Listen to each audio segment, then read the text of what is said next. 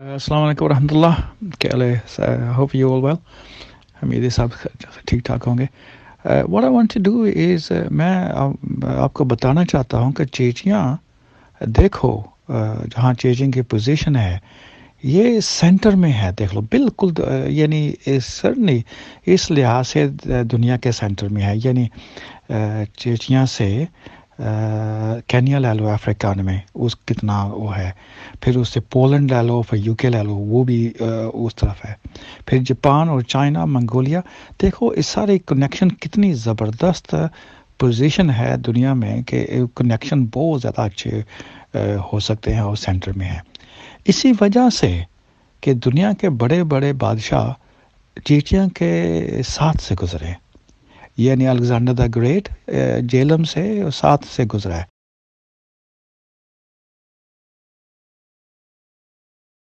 लड़ाई वगैरह हुई थी और तो पुराने ज़माने में अलेक्जेंडर द ग्रेट, सिकंदर आज़म जिसको कहते हैं। और उसके बाद शेख शाह सूरी ने, ये हुमायूं के बाद जो वाहिद आदमी था जिसने मुग़लों को शिकस्त दी, वो हुमायूं को इंडिया से निकाला, वो शेख शाह सूरी था। तो उसने ये जीटी रोड बनाई, वो चेचिया से करीब से गुजरी है। और शेख शाह सूरी का जो फोर्ट है, रोहतास फोर्ट, वो भी करीब है, बिल्कुल हम चेचिया से थोड़ा दूर है।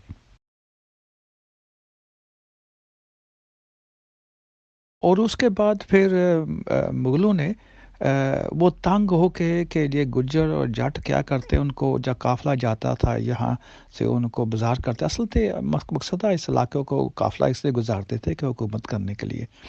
तो वो अक्सर उनके जो कारवान थी उस पर अटैक करते थे और उनका नुकसान होता, तो उन्होंने फिर ये शहर बनाया गुजरात, अकबर ने।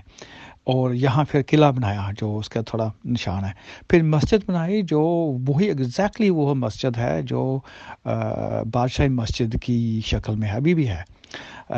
और किला जो है गुजरात में वो भी उसके कोई न कोई निशानियां हैं।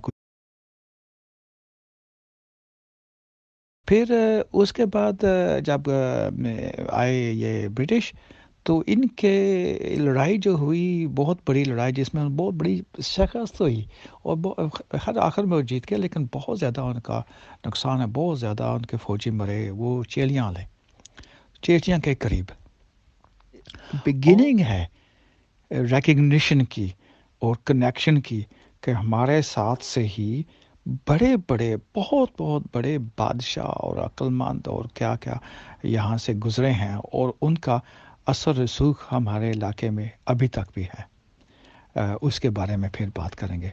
अल्लाह आपको जज़ा खैर दे, मेहरबानी, थैंक यू, शुक्रिया सुनने का।